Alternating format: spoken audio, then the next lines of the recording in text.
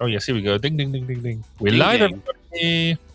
Good evening, good morning, good afternoon, kind of Happy wherever. Thursday to y'alls. This Thursday's come around so ridiculously quickly. Don't they? I was like, yesterday, I was looking at the, what was I doing? I was sitting around. I was like, oh, God, I can't believe it's Wednesday. Wait, I have to podcast tomorrow. Yeah. And like, you know, this is when like Alert Nick sets in and I'm like, I've been working on other stuff all week and haven't even put any thought into what we're going to do for the show this week, because like here's a little production tip for you all. By I guess late Wednesday night, we have a good sense of what we're going to be talking about based on the replies to our social. So if you're not aware, we post on Twitter. You can vote in a thread to choose the news. We also throw that over to our Patreons, and by Wednesday night we have a pretty good idea of what's going to happen, unless there's like ties happening. But anyway, yeah, last night I was like, what are we talking about tomorrow? And then I looked at this story. I was like, oh, this one. Why did I pick this one? Turns out there's a lot of really interesting stuff here tonight. So we're going to be talking about. It is one of them that I think on the face of it maybe doesn't look like a hot burn, but actually there's some really juicy stuff in here. Yeah, I mean, not to put the cart before the horse, but like we haven't really done a whole lot of this. Like consumer decisions, like we haven't done that on the show. That's not something we have touched on, but like I don't know, man. This is a pretty cool, pretty cool topic, I think. Looking at it, so it sort of hits the HF and it hits the, because I think this thing is actually a bit more UXy than in a lot of ways, yeah, than anything else. So it actually, it's even marketing. It's marketing too, which is like just, I don't know. It feels almost HF tangential, if it's fair to say that. Yeah, I mean the whole rating thing just hits upon that delight aspect of UX. It's the reflection, isn't it? It is the grading you get from that. And I can't remember whether I spoke about this last week. I must have done, because I was kind of blown away by it. But we had Gigi Deming from Google talking at the online bit of the conference, the EHF 2022 conference, and she was just saying, she just basically went out and said all the stuff I've been thinking for ages. And I was like, oh, somebody else thinks this. That means I'm not as stupid as I think I am. Or there's two of us really that stupid. One of the two, but she got chosen to speak at a conference, so she, clearly she's very clever. And it was just, so this kind of hits upon on that side of things. It's the good measure of the delight factor. Yeah, for sure. So if you're not aware, you can't read the title.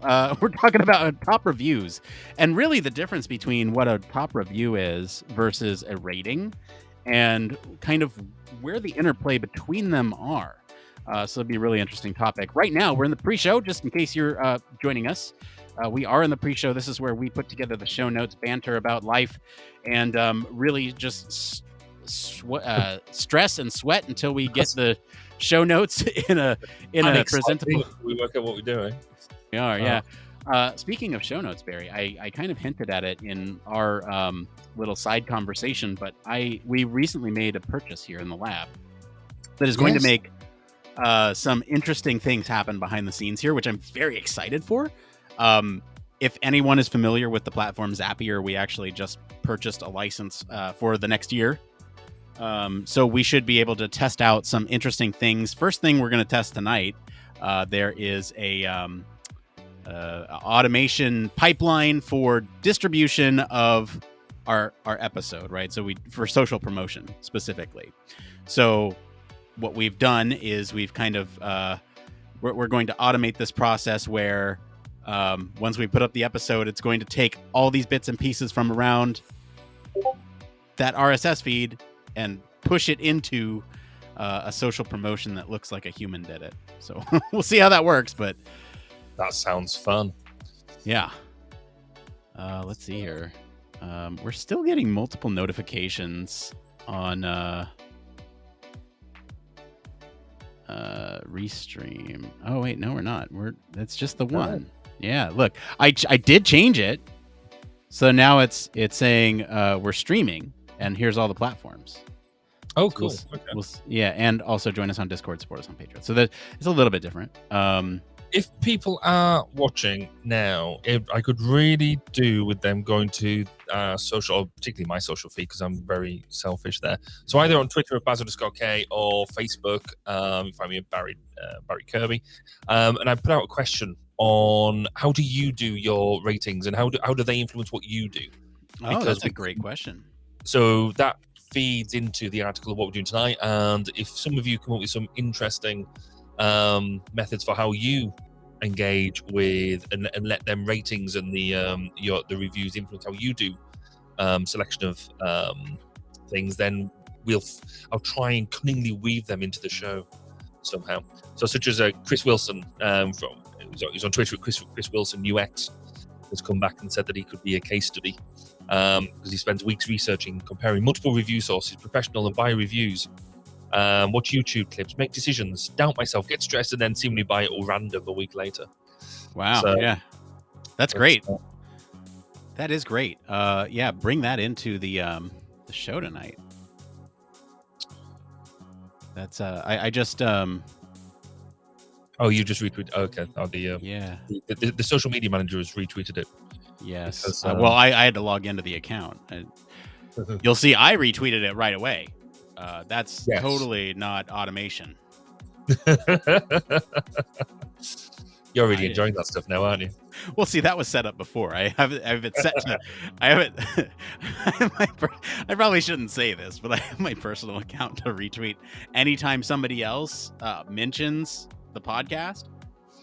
Nice. So, positive or negative light, you can say Human Factors Cast sucks, and I retweet it. Oh, hold on a sec. Let's go. Probably shouldn't say that, but hey, you know what? It's speaking about mentions. Didn't Reddit blew up this week? Yeah. What's that? Reddit? Oh yes. Hey, we got some we got some traction on Reddit, y'all. If you're, why am I using y'all tonight? That's the second time I've said it. I'm not from. Isn't that very like Western American? Wait, that's Southern. That's Southern. Right. Okay. Yeah. Regional dialect.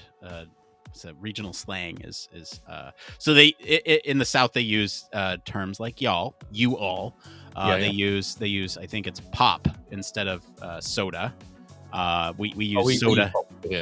We use soda here in the West. Although on the East Coast it's really strange. They use Coke for everything. So you could be talking about any brand. Give me a Coke. And it's a Sprite. So that's East. There's some really interesting regional things going on here with dialects, and you almost have like 4 different quadrants of the states where you have Western dialect, Western accent, and then you have sort of Midwest, which is kind of like the upper mid band of the U.S., and then you have the Southern states that some have accents, some have that Texan drawl.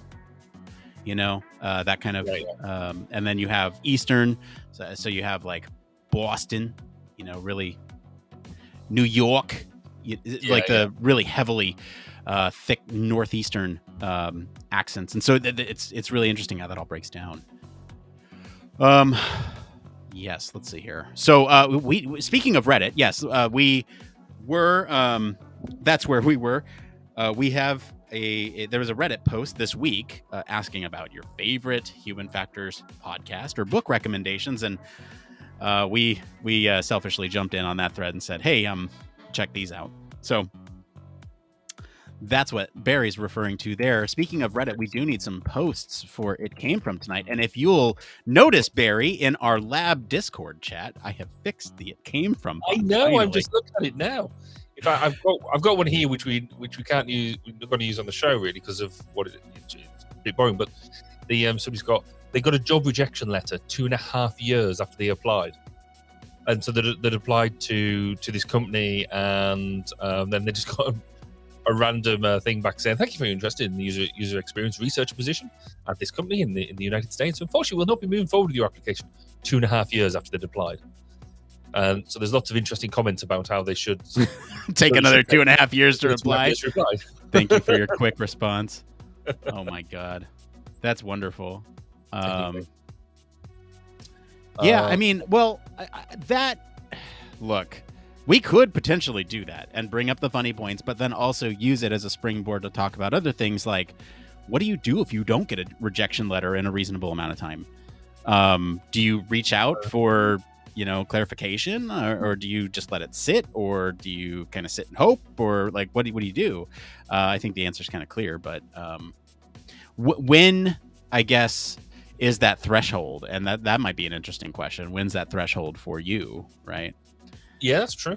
It's I guess it depends on how much, because if you're applying for, I guess if it's something you've applied for just for that one job because you thought it was interesting, you still got a job, you're very happy, but sometimes you get tempted over, don't you?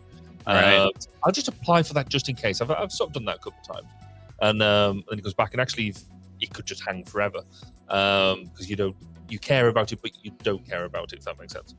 But the on the other side is if it's something you really want, or you may apply for 4 or 5 different jobs, which is more likely the case if you're doing that, then somebody else will come and stamp you beforehand.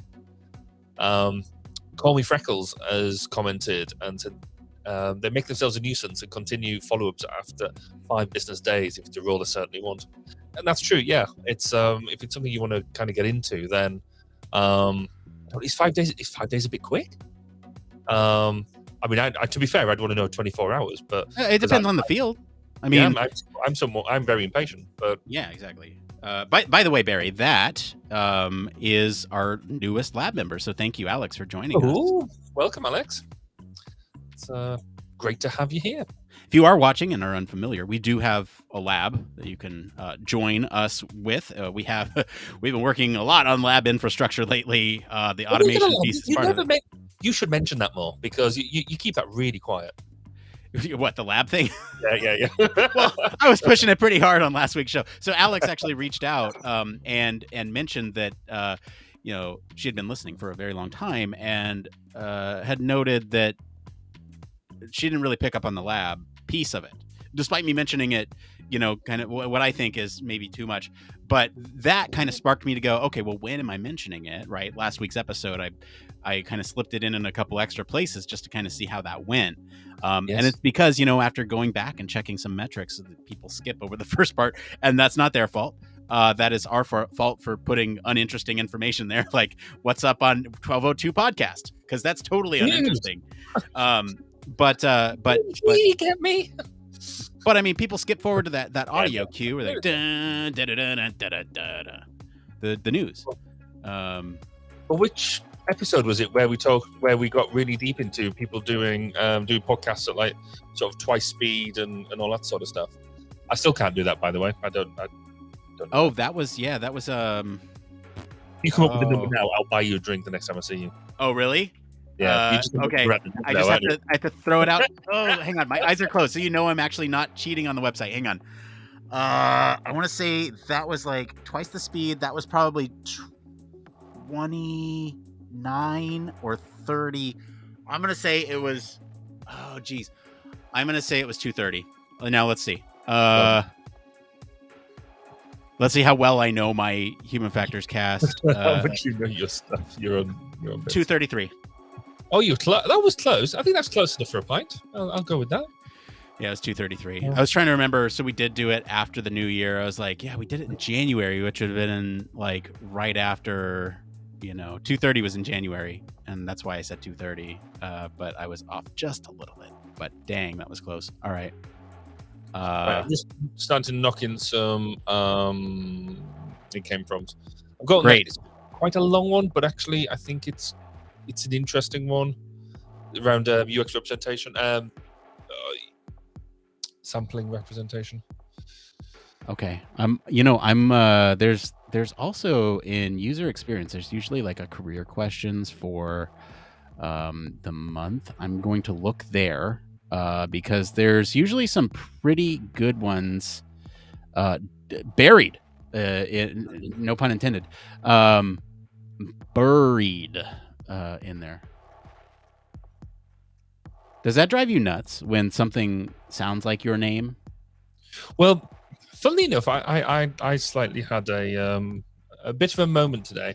So I've been engaged by now. in the loveliest ways, and it's really fantastic. But every single one of them has called me Berry, as in Berry. And even though they've replied to something that quite clearly says it's Barry, and I've sort of subtly highlighted this on the way back, and it just hasn't been taken in. And I don't know what it is about it, but it was slightly frustrating me today.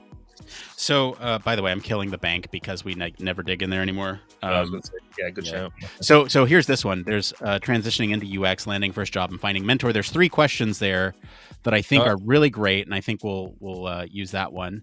I gotta find a permalink to this question. How do I get a permalink? There's a way to do it. Share. There it is. Copy link. This is interesting because I don't know the answer. For which one? So there's one about how would UX researchers like to be approached for products? So, I saw that one and I thought the answer was simple. I don't. As a researcher, I will go out of my way to find the thing that I need. But I guess, it's like, I don't know. To me, it just seems like a... It's trying to get researchers to pilot their product. So it's trying to get... It's how do they approach us to engage with them and to do their whole thing. Mm-hmm. Yeah. Oh wait, there's a 34 at the end of that one. 34, and then this is on. Shoot. Some very precise stuff here. So my colleague is implementing a function in the detail panel. When a user clicks on a thumbnail, the user is supposed to see a bigger version of the image. What is that component called? No idea. Here, I'll see if I can find another one. A lot of switching careers questions. Yeah, there is. Learning curve in different fields is quite interesting. So wondering how long it took you to get a good handle on document creation skills, study skills, report writing, and regulations. About 6 months in medical devices. When would it become second nature? That's never. That's interesting because one of the things I do love about our field is you can go from sort of domain to domain and largely carry the skills over with you. There's one here about how to apply for UX jobs, which is interesting because the context is they're looking for a junior position. How do you apply for jobs or engage with recruiters to get an interview? And they say that sitting down and applying for jobs doesn't seem to be doing it. So, like, I don't know. To me, this is an interesting question because I'm curious myself as to why this isn't working and if we could pull in anything else potentially that's... You mean try hard is not going to cut it as an answer? Try hard is not going to cut it as an answer. Here, let's just do that one. I think that will be fine. I like it when they title them in these threads because there's not a field for titles. Let's see here. Share. And we'll copy share, not to be confused with the singer. Let's see here. Post that there. And that, my friend, I think we are good on the show notes. Let's just do one last double check on everything to make sure that we are good. I still need to put up that little description at the top. If you want to help me out by putting some of these things up there, that would be tremendously useful. One more thing. Yeah, the dying sailor. That is... Spirits. I found another interesting quirk of the this whole being president-elect thing. My whole LinkedIn has blown up. Oh, has it? Yeah. So, and tell me, how has that gone? A lot more friends all of a sudden. So... Oh, I'm sure. Yeah. I can imagine. We had something similar happen to the podcast account after HFES in 2018, and I suspect, no spoilers here, in 2022 we might have something similar. Mm-hmm. But again, no spoilers. We'll see. I'm a really bad tease. I feel like I lead too much with some of those. Let's see, post that there. That's good. Let's grab. I've grabbed the titles and put them up there already. Fantastic. Okay, so you got that. We got 10 minutes to showtime. I like having these things ready ahead of time, so that way I can just kind of relax a little bit. Yeah.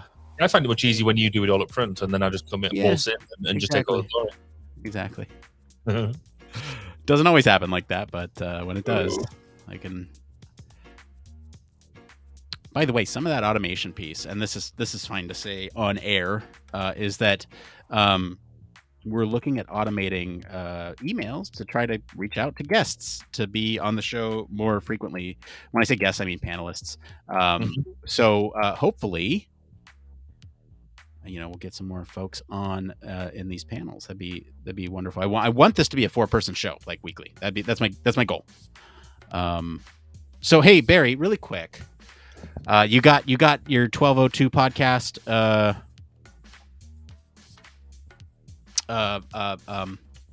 blurb. Is that good? Yeah, that's good. That's in. I did put it in, didn't I? I did mean to. Okay. Yes, no, that's in. Yeah, that's at current. Yes, because I'm doing that tomorrow. Ooh. All being well. Realized I'd double booked it, but that's my fault, and I managed to deconflict it now. All good. Good. All right, this week on the show, we're going to be talking about how top reviews, not average. Yeah, okay. And then later, we're going to talk about some questions about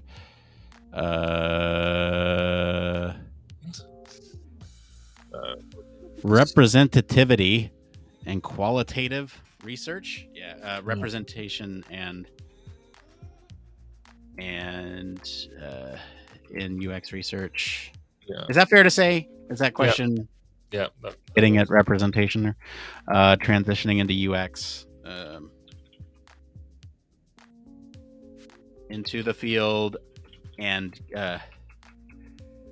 getting a mentor. And how for jobs. Lots of UX questions. It's fine. That's fine. We talk about top reviewers.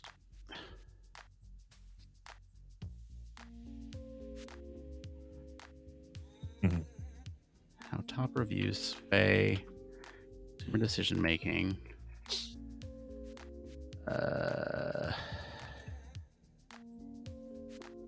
Also answer some questions from the community about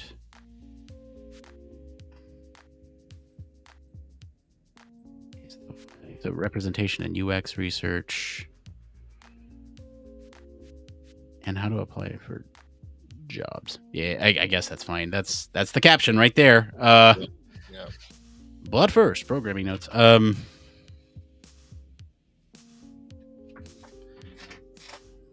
Rather than you going programming, should I just go straight into? Yeah, okay, yeah, that's what you can do. Cool. Yeah, I'll just say that. Great one, I like them a lot. Yeah. Okay.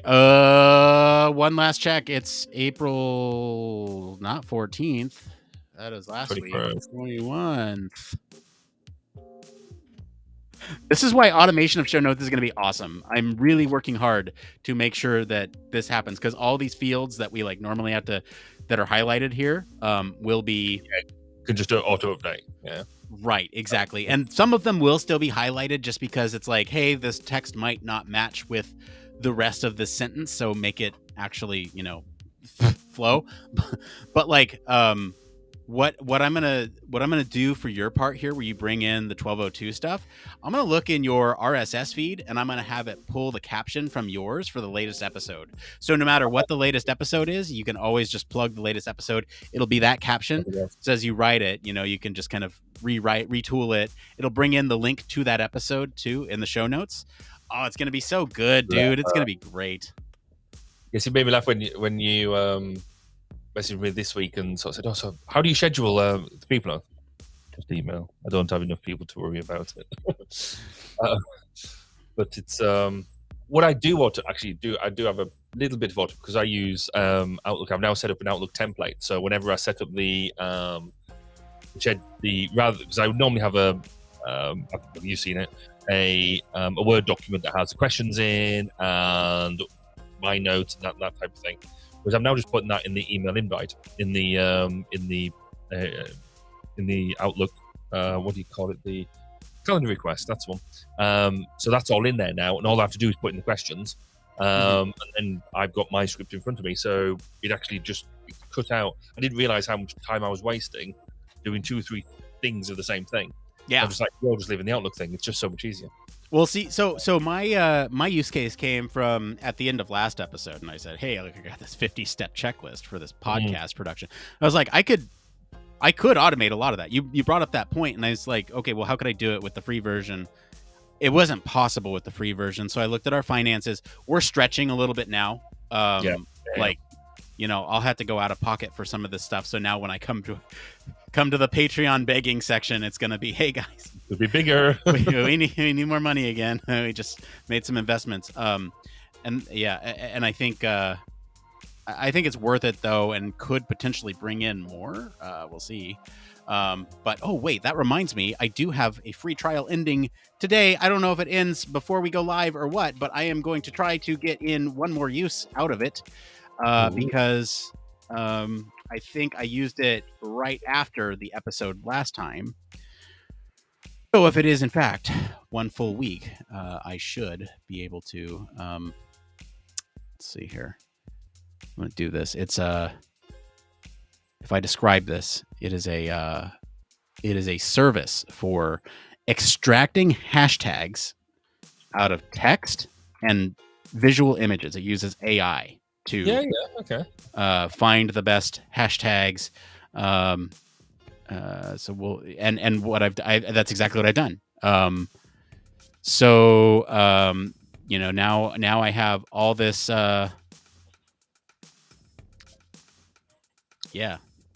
Lots of. He's going automation crazy. Yeah, lots of hashtags here. Although this one's a small price to pay. This one's like $50 a year. I'm using it. I'm testing it to see if we get more. What's the word? Reach from using some of these. Yeah. So.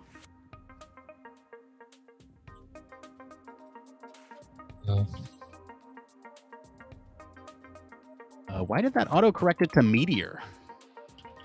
That is definitely Mentor. Gotta fix that everywhere. We are live in 2 minutes. My goodness, I feel now it always happens like this, right up against the end of the clock, and I'm just like, I'm not stressing it. I'm just can't believe how fast a half hour goes by. Yes, that's quite true. Into the field on the show. Probably shouldn't use transitioning or transition. Might get some different audiences for that. You won't reach. Suit formal wear? I don't think so. Mike, no. Happy soul, why not? Gestures, happy movement, happy thoughts, stylist? Nah. Business class, no. These are pulling in from the thumbnail. Okay, you know what? We got the hashtags. We'll do the human factor psychology and design with it too, and that'll be it. All right, hey everyone, we're literally the intro is gonna play, and then we'll be back with the episode this week. Stick with us while we do that. I'm still in another window posting hashtags here because I'm up against a timeline. So anyway, we're gonna play this quick thing. We'll be back with the show right after this. When I find the thing, I'm stalling. Bye. Here we go. Not.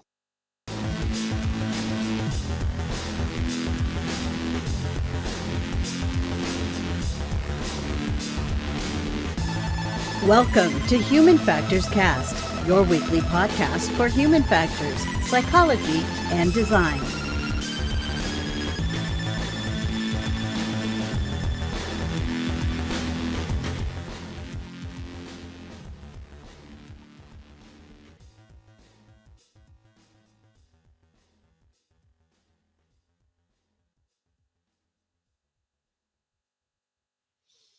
Hello, everyone. Welcome back to another episode of Human Factors Cast. We're recording this live on April 21st, 2022.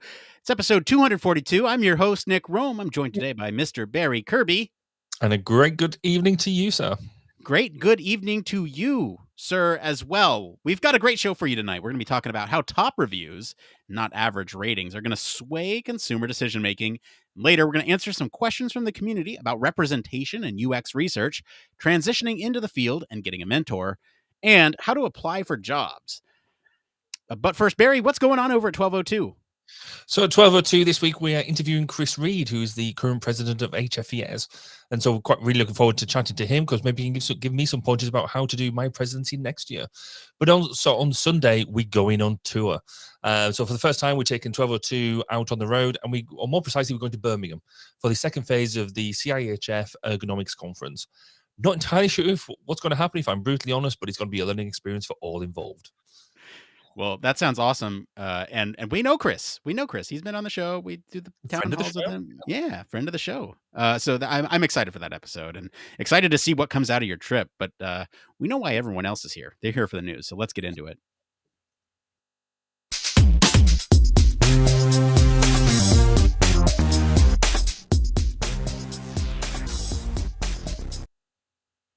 That's right. This is the part of the show all about human factors news. Barry, what is our news story this week? So this week, a study has found that top reviews, not average ratings, sway customer decision-making. So when you're shopping on your favorite online store, it generally has the usual things of it's got a picture, a title, a description, as well as obviously things like the price and shipping. Many also have customer feedback. It has a star rating and some sort of qualitative review, something that you've typed in what you thought of the product. Collective wisdom dictates that consumers gravitate towards the highest rated products. The difference between a 4-star average rating and a 4.5-star average rating could potentially play a massive role when buyers are trying to decide to hit that add to cart button. But recently, a recently accepted research paper from a USF Mercer College of Business researcher shows that the half-star chasm may not be all that important. It turns out that top reviews carry way more sway in a customer's final buying decision when they're comparing products. This research debunks a widely held notion that serious online consumers buy products with a higher star rating. So, Nick, is this a 5-star article for you, or do you want to throw some shade in your review? You know what? I think this is a 4.5-star article for me, but I did read a review of this article that I thought, really changed my mind on it. But look, like, this is an interesting one to me because we haven't really done much on the consumer purchasing side here on the podcast. And this one will get us a little out of our comfort zone. It's less human factors, more marketing, but there's a lot of overlap and some interesting psychology that happens behind decision making. So we thought it was a good kind of springboard. But yeah, it's really, when it comes down to it, it's communication. It's how do we communicate with others about products, and how do we interpret other people's signals about those products? But Barry, what are your kind of initial thoughts on the article? Yes, yeah, I think it's interesting because not only at its most basic about how we interpret things and make them sort of decisions, but it's also about the assumptions about what our shopping habits are. That I think as it states in the article, you think you're going to do that, you take in all this information, but actually we might not be. For my own personal preference, I look at the stars first and see if they've got a high number of stars, and then I go and look at the top reviews. But then I also look at the bottom reviews for the people who maybe had a bad experience to sort of balance them off. And then also people game reviews as well, don't they? Which I'm sure we'll come on to. But it's interesting. I think, yes, you're right. It is out of our comfort zone, so we'll probably wander around the shop a bit tonight. But there is definitely some bits that I think we need to pull in and get into the nitty gritty of. Yeah, I mean, let's start with kind of let's bring this human factors perspective to it, right? Let's talk about decision making. There's a lot of psychology that goes into decision making, and we could talk about some of these, right? We have like past experiences, cognitive biases, escalation of commitment, sunk outcomes. Then you have individual differences and personal relevance. And so I think we could dig into each one of those and talk a little bit about some of the context for how these impact our decision making. Barry, do you want to start with past experiences here? Yeah, because past experiences can really impact future decision making. So the way it goes into influencing the decisions people make in the future, it stands to reason that when something positive results from a decision, people are more likely to decide in a similar fashion in the future. On the other hand, people tend to avoid making past mistakes. So if you've made a purchase and it's gone badly for you, you're not likely to go and do that, make that same purchase again. In financial decision making, highly successful people do not make investment decisions based on past sunk outcomes, but rather by examining choices with no regard for past experience. This approach conflicts with what we just talked about, what we may expect. So, Nick, do you want to dive into cognitive biases? Yeah. So, even with those past experiences, there's some things going on in your head that are biasing you and influencing your decision making here. So, what cognitive biases are, just to remind everyone, are kind of these thinking patterns based on some observations and generalizations that might actually not be true. They kind of are memory errors as they're coming up. And so, what's happening here is that you're making inaccurate judgments based on kind of faulty logic. And so what this can manifest itself as is kind of there's a couple different ways in which cognitive biases manifest, but here's a couple to name a few, right? So belief bias, the overdependence on prior knowledge in arriving at decisions. There's hindsight bias, which people tend to readily explain an event that was as inevitable once it has happened. There's omission bias, where people have a propensity to omit information perceived as risky, and confirmation bias, in which people observe what they expect in observation. So these are a couple biases in which you can take into decision-making processes. So it's kind of that self-fulfilling prophecy outcome determinism thing. If you think something's going to happen and you make the decision to make that thing happen, then I knew it was going to happen. It happened. And so that's kind of what cognitive biases play into. They do influence kind of these poor decisions, but they really do. We'll talk about heuristics later, and so that's kind of when this works, is these cognitive biases. So just take that with a grain of salt. We can make bad decisions, but we can also make good decisions based on those two. Barry, talk a little bit about escalation of commitment and sunk outcomes. Yeah, so in addition to the past experiences and the cognitive biases, decision-making may be influenced by an escalation of commitment and sunk outcomes, which are unrecoverable costs. Julianson, Carlson, and Garling in 2005 concluded that people make decisions based on an irrational escalation of commitment. That is, individuals invest larger amounts of time, money, and effort into a decision which they feel committed. Further, people will tend to continue to make risky decisions when they feel responsible for sunk costs, time, money, and effort spent on the project. As a result, decision-making may at times be influenced by how far in the hole the individual feels they are. So, Nick, do you want to dive into then individual differences? Yeah, let's get into it. So, obviously with any person, there's going to be different things about that person. You have age, which is a big one, right? Life experience. Let's not call it age. Let's call it life experience. The older we get, the more experience we have with living. And so we might take different things into decision making with that experience. We also have things like socioeconomic status, right? Especially when we're talking about purchasing a product, let's say on a massive retailer on the web, you might be more inclined to buy a less expensive option or be more swayed to buy a more expensive option if, let's say, there are certain things about it that are aspects of that are qualities like durable, right? So you're not wasting your money. Anyway, that's what socioeconomic status brings into it. But basically, what we're talking about here with decision making is that these differences between us, they really do influence decision making. So, one sort of, we talked about age here, but that sort of there's a I guess widely I don't even know how to say this. Our minds kind of decline as we age. And so with that might be as you're trying to make, let's say, larger decisions, you need some assistance with. And so I'm trying to be really nice around this because I will be of an aging population one day too. So, older people may be overconfident when you think about their ability to make decisions, which ultimately might inhibit their ability to apply some of these strategies. And then, there's also some evidence to support the notion that older adults actually prefer fewer choices than younger adults. And so it's kind of that whole choice paralysis thing. If you give somebody too many choices, it might be too much for them to pick. There's also the socioeconomic status, right? And especially that correlates with education, resources, which might actually leave them more susceptible to experiencing negative life events. And so, and these are often beyond their control. It's society as a whole is kind of implementing these experiences on them. And so they might make poorer decisions based on some of these other past decisions that they've made, which it's a self-fulfilling circle in a lot of ways. But everyone is different. You want to talk about a little bit about personal relevance and what it means to individuals? Yeah, so personal relevance is that belief in what they decide actually matters.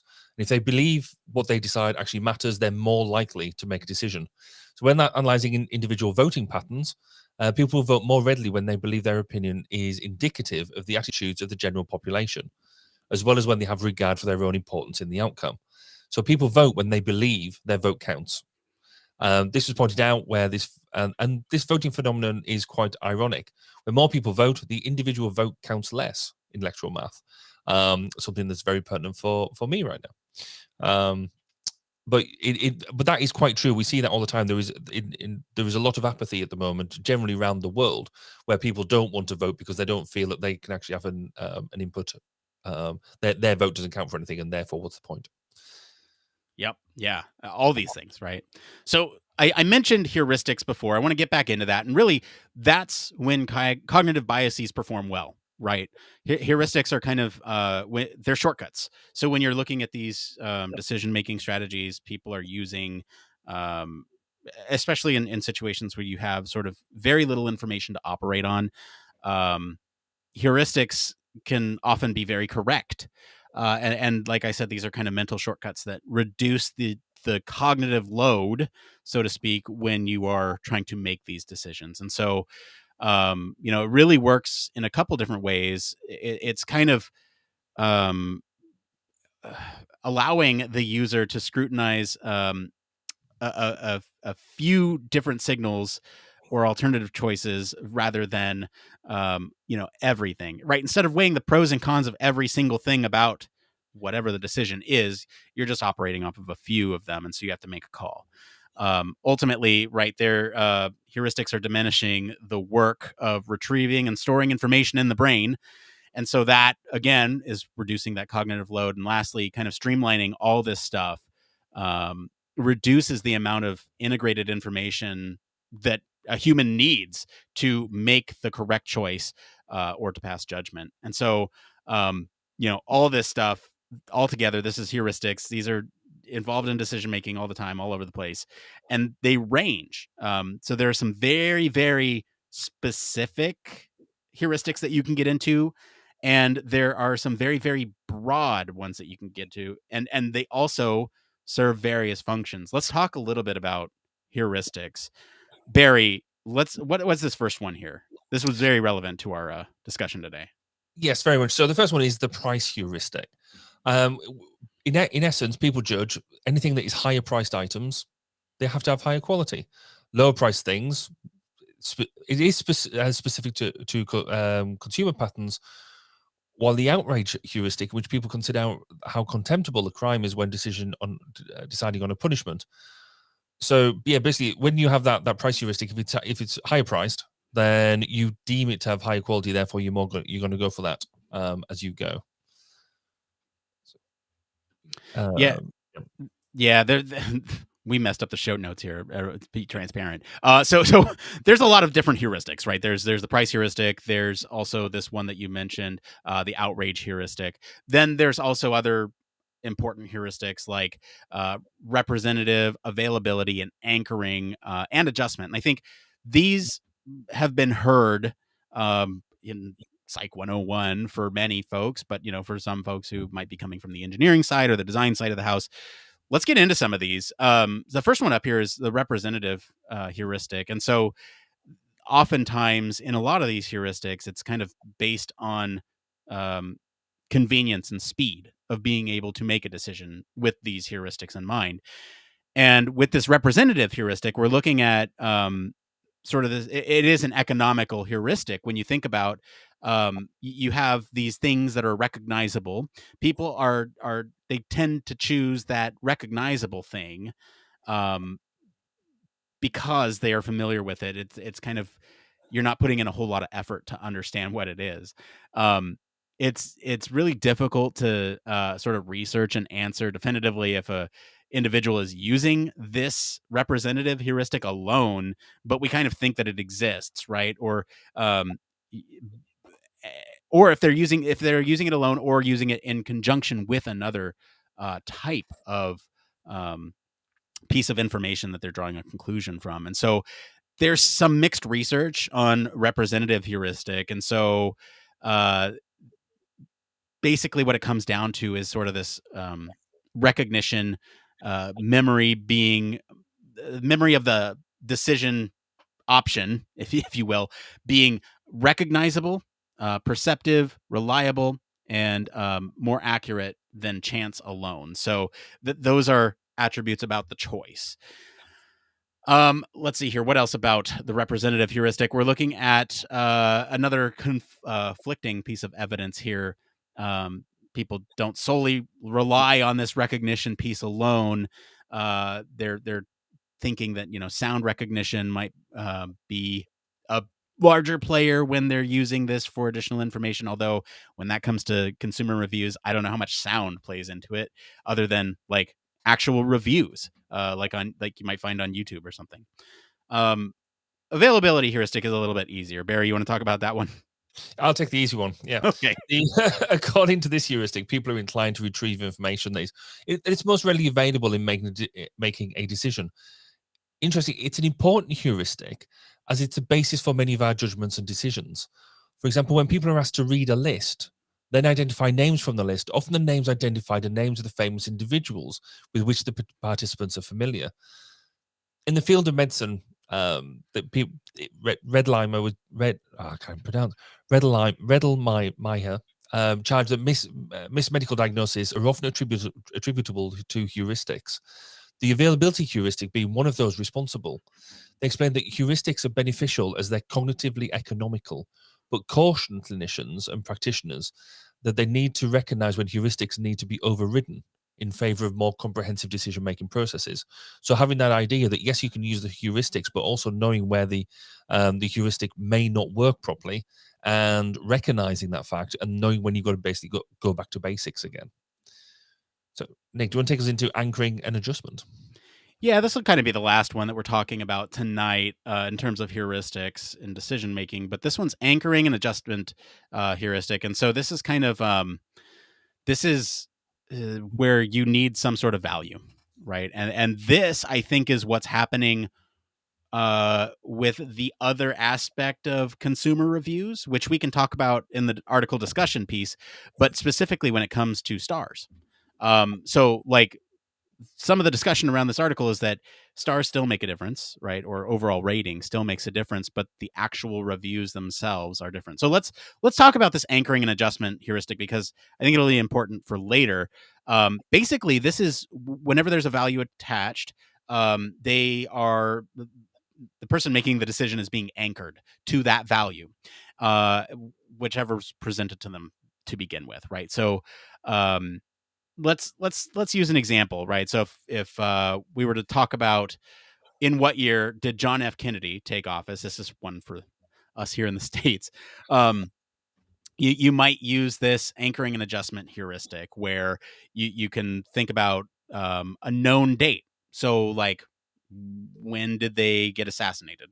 And so you can think about that November 22nd, 1963. And then from there, you can kind of how many years back, right? And so that anchoring, you're making an estimate based off a piece of known information about that person, but it may not be an anchor that is close enough to the thing that you need, right? So the practical application here is honestly when you're thinking about negotiations for salary, and the counter offers are based on that anchor that you set.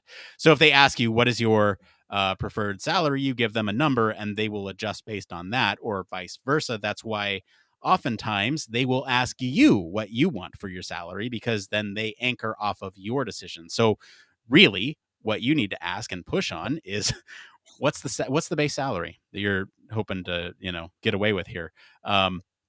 There's a lot of things, and especially when it comes to making mistakes when decision making, there's a lot there, because folks will likely gravitate towards that anchor that they've put in place, right? So if someone lowballs you and says like, I don't know, 30,000 US dollars, that's pretty low, no matter what field you're in. And so if you say, okay, well, 35, well, that's 5,000 more than 30, but it's still low.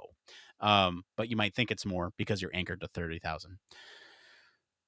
So anyway, kind of getting back to that heuristic, right? It requires a lot of effort, and so to get out of, and so it takes a lot of.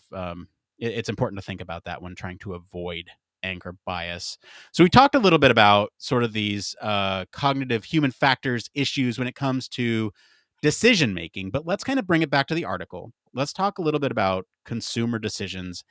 Really here, this is a mix of human factors and usability. And there's a lot going on here. Barry, you want to break it down for us?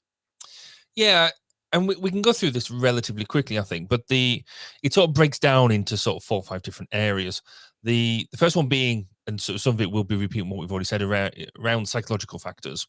So around the motivation about why you're making these sort of decisions in the first place, the perception of what it is you think you're getting, the learning, and the attitudes and beliefs around not only you but the environment that you're buying it in. You then also got you dive into the social factors of what we're talking about. So it's we as human beings, we live around people. We tend to like to congregate, and so really, if you're trying to buy something, you'll take some of that influence from your family, a local reference group, which might be your work group or might some sort of social group, and also any roles and status that you've got. So that could be your local chapter of the HFES, for example. Then you've got the cultural factors. So it's not only just the culture you live in, but actually the subcultures that exist. And depending on where you're at, how much social class has to play. But then it's also it's a very personal choice. So there's a bunch of personal factors that come into play. So we've talked about it before. It's age, or rather life experience, the income that you have, and the occupation that you've got, the lifestyle that you lead. And then finally, and I guess it's probably quite key to a consumer decision, is can you afford it?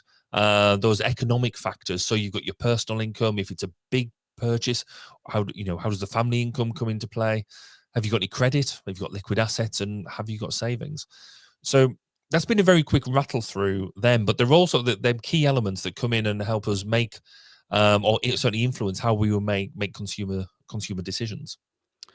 Yeah, I mean, it really is kind of a multifaceted approach to making these decisions. And when you break it down with how many different things are going through your mind at one point, not only are you faced with all these different attributes and factors that are coming into the decision making process of whether or not you need this product, you mentioned it, right? The motivation, perception, all these things, but then also, can you afford it? And then all these heuristics stacked on top of that. That's a whole nother layer, right? This whole decision making process. So there's a lot going on here. What we're talking about tonight is really coming down to what other people say about a product is more influential than maybe an average review. So really, I thought, let's kind of get back to the article here. And I want to talk specifically about this because that anchoring bias is going to be kind of key here with some of the points that I want to bring up that the article talked about. So the one of the authors of the article here said it's the text at the top reviews that made a difference. The swaying effect only happened for the text reviews. Without text, people were not swayed. It's the concrete details that are driving this impact. So the research is not saying that average ratings don't matter. If a product had a low average rating, consumers will not consider the product, much less read the product reviews. But in cases where the buyers were comparing different products and reading their reviews, a few of the top reviews can easily sway their purchase decisions. Adding that he also added that the study findings are not limited to app or product reviews. And so, there's some key takeaways for retailers, but I just want to pause there. That's a lot of kind of key takeaways here, right? So we're when we talk about heuristics and anchoring, that's exactly what's happening when you see a 1-star review. You're anchored to that 1-star review. Yep. No review that you read will change your mind on it, regardless of how positive that review is. But if you think about the difference between a 0.5 star at the higher end, it doesn't really matter that much because you're reading more detailed reviews about those products, and whichever one you find more helpful, whichever one has more detail, that's what you're going to stick with. That's a huge point for decision making, because it does get at some of those other factors that we talked about, especially some of the psychological factors. I think it'd be really interesting to try to do a review, and I've kicked around this idea before of Human Factors Cast actually doing reviews. It'd be interesting to make sure that we touch on a lot of these different points, right? Like, what is your motivation for buying it? What's your perception of it? Like, I don't know. I find it fascinating. Barry, what some of the talking points that you want to take away from this article?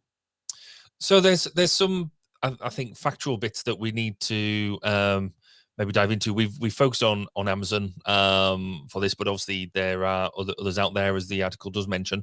One of the things that things like TripAdvisor and things like that use similar mechanisms. But the interesting thing about on Amazon was there was another article that came through that we found in Wired magazine, where in 2015 Amazon began weighting stars using a proprietary machine learning model.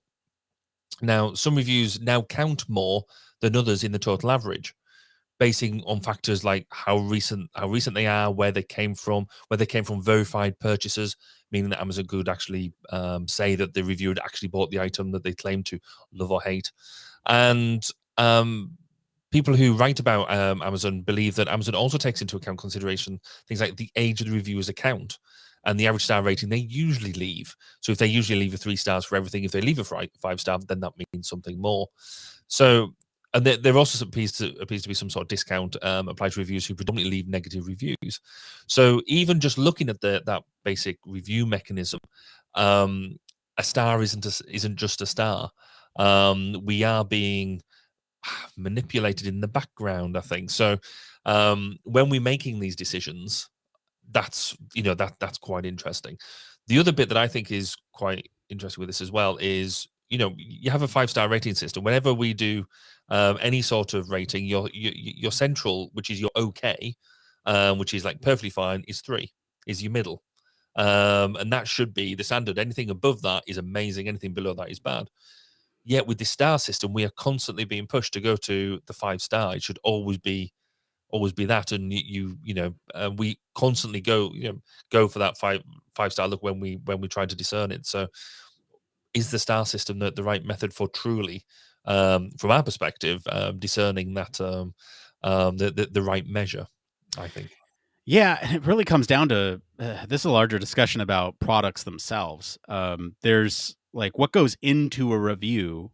We've talked about all these psychological factors here, but the experience can be largely subjective when it comes to pieces of art, right? So like, let's say you purchase some piece of entertainment, so like a movie or a video game or music or something, and so reviews on that, I'd be interested in sort of how the star system or just some sort of numeric rating system really impacts those. Because if you think about something like a video game, I use that as an example because you have sort of this large thing to explore. Not only is it it's a piece of art, but you're also exploring it in a way that perhaps other people are not. You might experience something that somebody else doesn't, and that might resonate more with your personal experiences than somebody else. And it's just it's insanely fascinating to me when you start thinking about ratings and reviews for larger complex things that require more thought and effort to put into them, right? Because a lot of people just want to slap a score on it and call it done. You bring up a good point with the stars, right? Like out of 10, I know IGN, a gaming site, uses 7s as their base because, anything, it's like 5 to 10 really is their rating, but it's out of 10. And so it has to be really, really bad for it to be a 1. I just find it fascinating.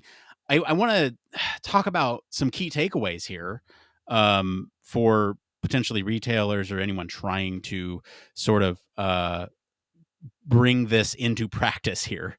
There's sort of this, I don't know if it's an ongoing effort by retailers to game the system by sort of providing people with money for these fake reviews.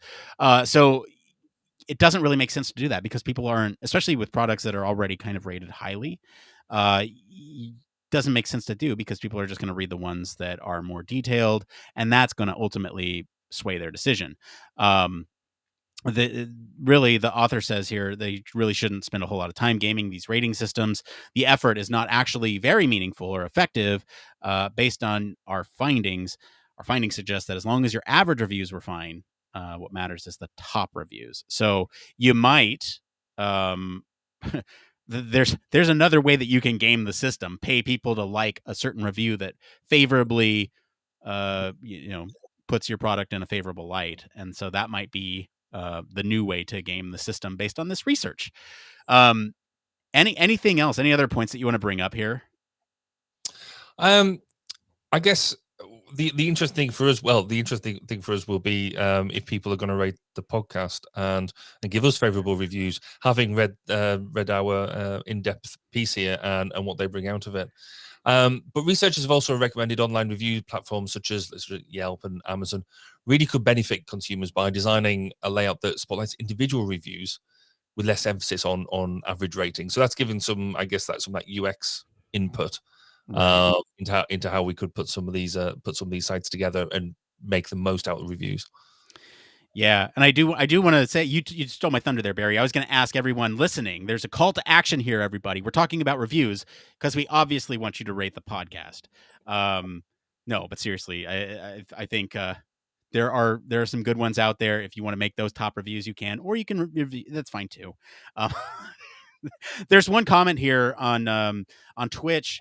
Re-expectation. There are similar expectations with classroom feedback. A 3-star review is considered bad for instructors, and I know that's fairly commonplace in several different domains. So, like cashiers also get rated the same way. If it's not a 5-star, it's bad. And so there's this like weird skewing of ratings, and we hold so much importance on it, and really ultimately it just doesn't matter. One last time, Barry, any closing thoughts here? No, I think we've pretty much captured that all together, this one. All right. Well, thank you to our patrons this week for selecting our topic, and thank you to our friends over at the University of South Florida for our news story this week. If you want to follow along, we do post links to all the original articles on our weekly roundups in our blog. You can also join us on our Discord for more discussion on these stories. We're going to take a quick break, and then we'll be back to see what's going on in the human factors community right after this. Human Factors Cast brings you the best in human factors news, interviews, conference coverage, and overall fun conversations into each and every episode we produce. But we can't do it without you. The Human Factors Cast network is 100% listener supported. All the funds that go into running the show come from our listeners. Our patrons are our priority, and we want to ensure we're giving back to you for supporting us. Pledges start at just $1 per month and include rewards like access to our weekly Q&As with the hosts, personalized professional reviews, and Human Factors Minute, a Patreon-only weekly podcast where the hosts break down unique, obscure, and interesting human factors topics in just 1 minute. Patreon rewards are always evolving, so stop by patreon.com/humanfactorscast to see what support level may be right for you. Thank you, and remember, it depends.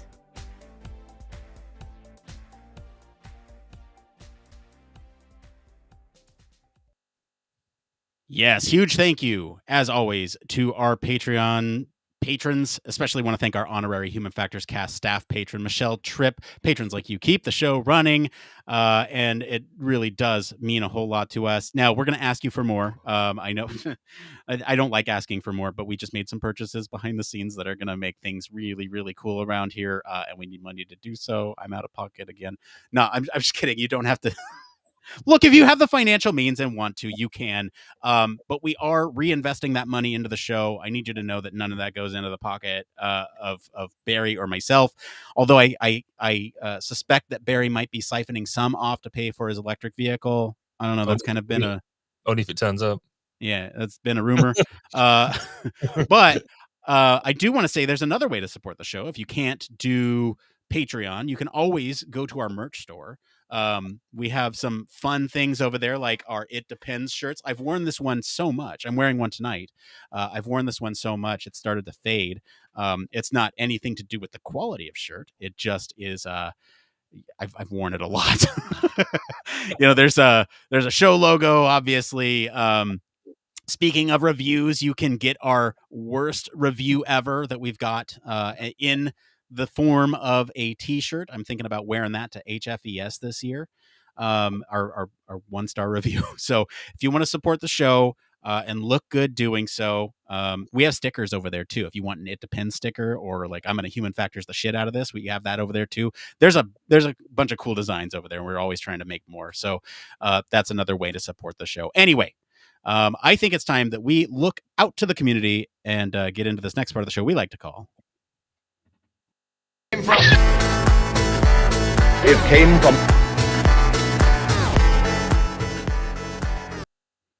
That's right. This is It Came From. This is the part of the show where we search all over the internet to bring you topics the community's talking about. If you find any of these answers useful, give us a like or whatever, heart, wherever you're listening, watching, doesn't matter. Help other people find this content. Really, that's what we're looking for here.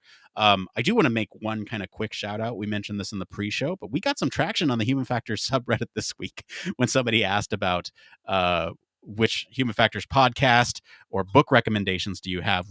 We jumped in kindly and said, hey, there's 2 you can listen. There's 3 you can listen to. There's Human Factors podcast. There's 1202, the Human Factors podcast, and there's Human Factors Minute if you want to support the show, again, with that theme. So we don't really ask a whole lot of our Human Factors Cast army, but if you do want to go onto that post and give it a like and boost, we would certainly appreciate that. Anyway, we got 3 for you tonight. This first one here comes from Xenaxia. I hope I said that right. Well on the user experience research subreddit, one that we don't typically frequent, but might more now that I fixed the bot. They're asking specifically about representativity and qualitative UX research. Greetings. I'm learning a bit about representativity and changing the way I recruit users accordingly. I was reading Think Like a UX Researcher and saw this statement. I'm going to truncate here. Engaging a representative sample of participants in UX research sounds like a good idea, but it's flawed. Blah, blah, blah, blah, blah. Theoretical sampling provides a more practical alternative.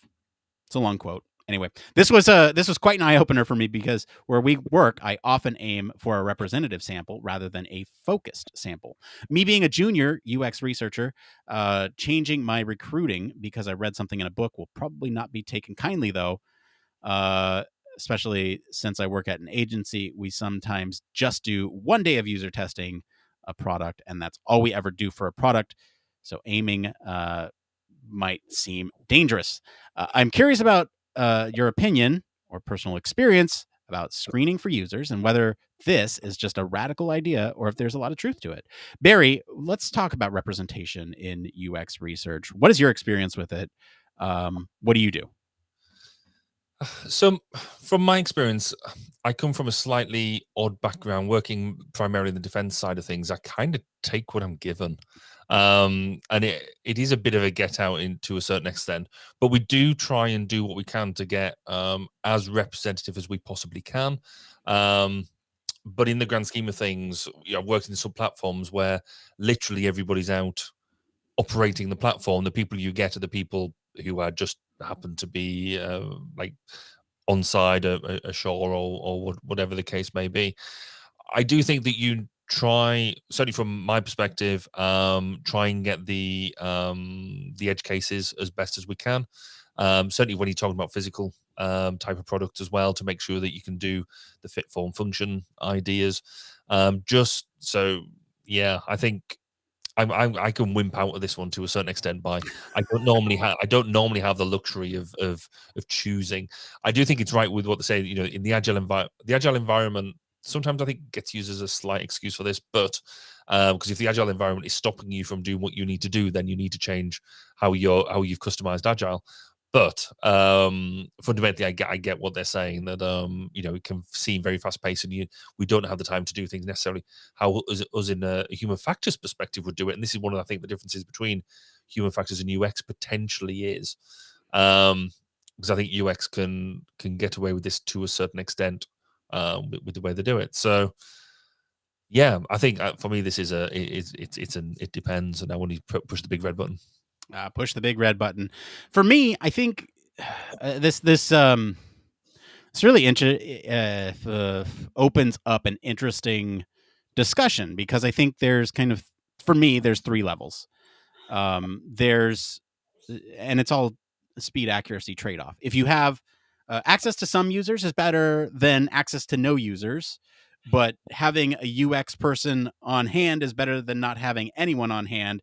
And so you have kind of these various steps that you can take. Step 1, hire a UX or human factors person. Step 2, get users. If you can't get users, then rely on the expertise of the human factors person. If you can't get users, but you can get subject matter experts, that is where we're kind of talking about this other piece of, easy access to people that are familiar with domain that can provide answers that you're looking for. So that's kind of a preference over no users, although actual users is better. When we get all the way up to the cream of the crop, we're looking at, a representative sample of real users across various different domains that you're looking at, right? Or various different companies, whatever it is that you're measuring. That's kind of where we're at, is that representative sample. And that's the best. But I think the point here is that it doesn't always work when you have internal processes and procedures that are trying to encourage you to get feedback quickly. And so when it does come to UX, or sort of these companies that engage in agile style processes, you're looking at sort of what can you get quickly that's going to give you enough information to get by. Is it going to be the best solution? Probably not, because you haven't talked to everybody, but it's going to be good enough. And I think that good enough approach is kind of what industry UX or industry human factors is pushing a lot of the time. Any other thoughts on that one, Barry? I guess I'll just repeat something that you said in previous episodes as well, is pick your battles. Sometimes, yes, it might be a nice opportunity just to save some of your resource, because we generally have limited resource and things like that as well. So if it's part of an engagement that actually you've got more important things to be thinking about, there might be more fundamental issues you want to solve, you might want to pick your battles in that as well. Yeah. All right. This next one here is about transitioning into UX, landing a first job, and finding a mentor. This is by Wonderful Quality 34 on the user experience subreddit. There's some backstory here, but I'm going to skip straight to the questions, because I think these questions are kind of self-explanatory and are pretty great. So there's 3 of them here. First one question is, what is the best way to gain work experience? Is it pro bono design work? Some other way?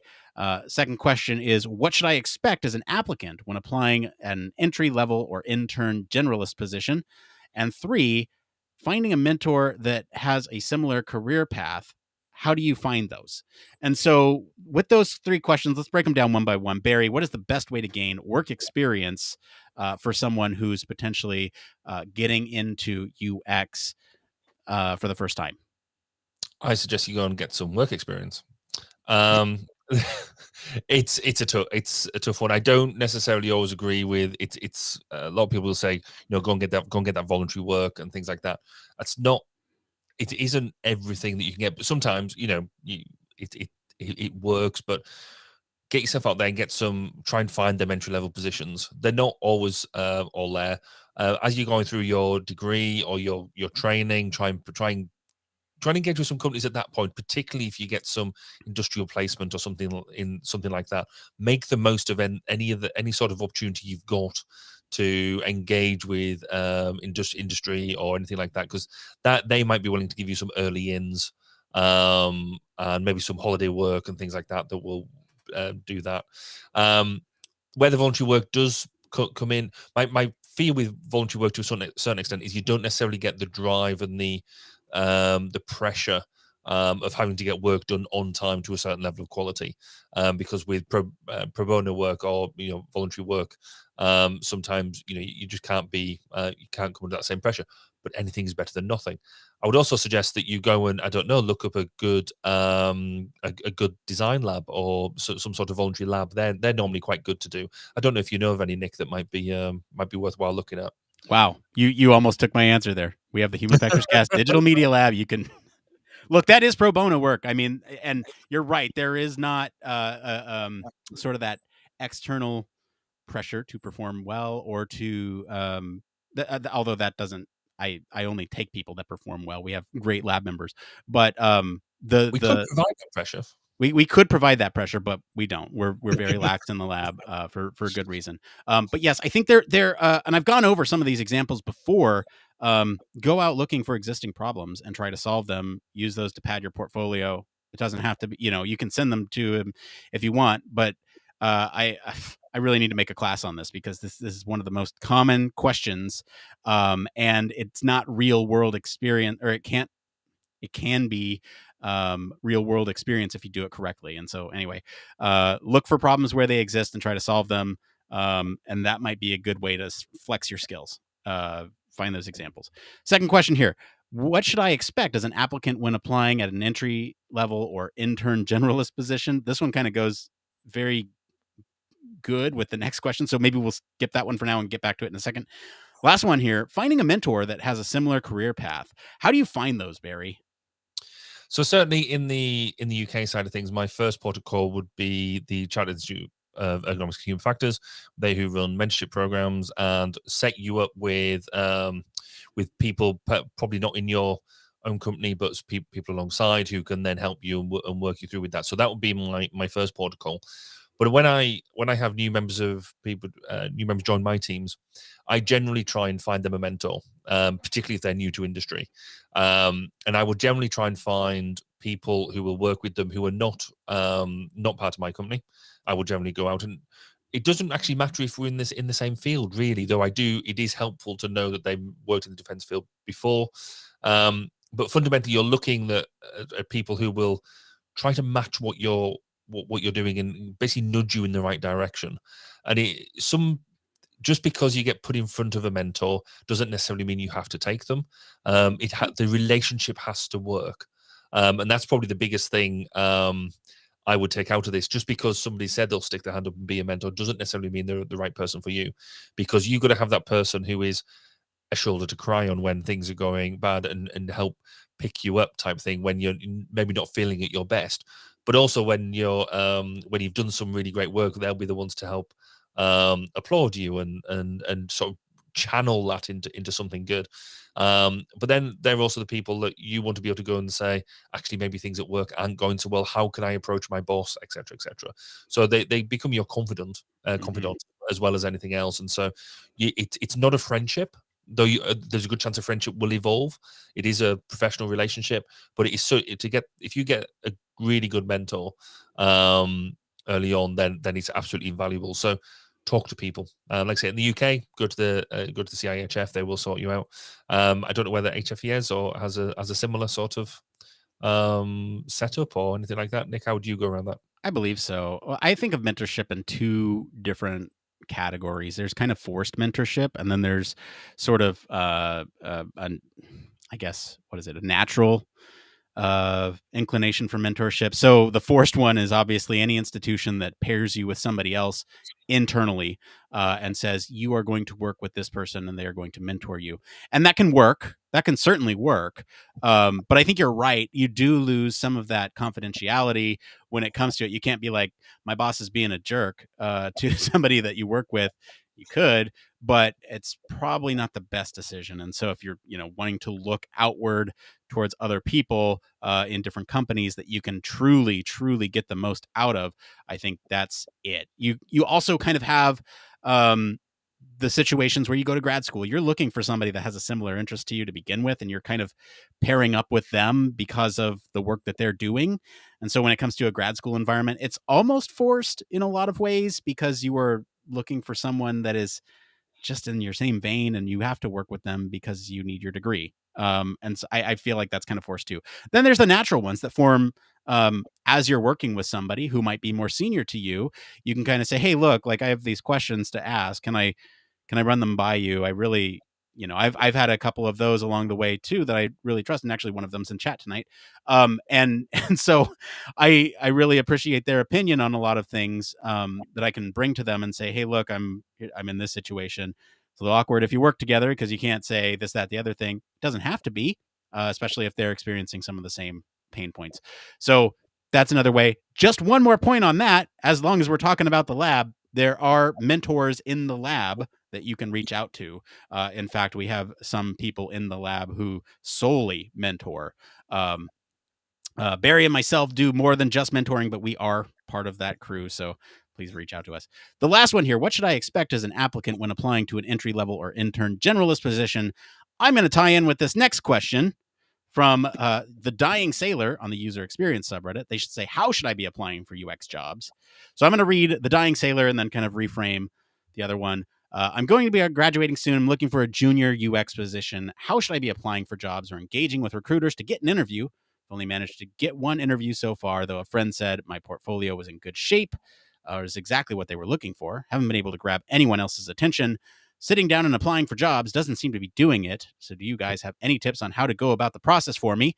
So again, how do you get it? And how do you get these interviews or apply to the jobs? And what should you expect as an applicant, I think are very, very similar. So let's talk about it. What do you do from a junior perspective to apply to these jobs, Barry? Well, it's about 20 years since I've sat down and tried to apply for a junior job.